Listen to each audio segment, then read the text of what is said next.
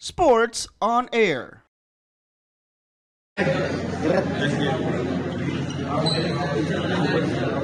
Scott, labol naman nung dulo after being down by Special 17.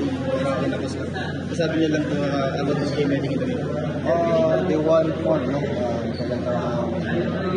Nahirapan kami namin this game, but it's a series. So,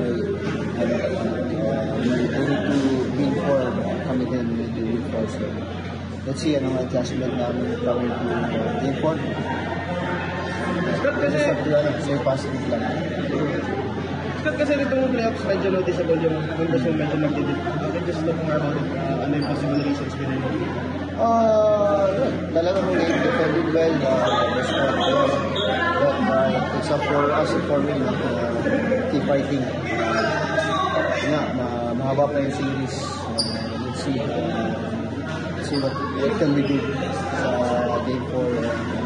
Positive lang sa coming into this game. So, ahead sila 1 game sa amin, pero I think good to battle through this series. Mas positive lang. And credit sa syempre all of the players, Meralco, adjustment nila. And they come up with a great game plan and mental nila talaga. They want it more than us. Tapos sa aspect ng game ng Meralco na medyo nahihirapan pa kayo na tumbok. I think they're hunting well, no? Sa offense nila, and they're defending well. Lahat ng guards nila talaga super aggressive. Sana ma-match namin sa next game. Yun na naman talaga mas aggressive sila sa akin.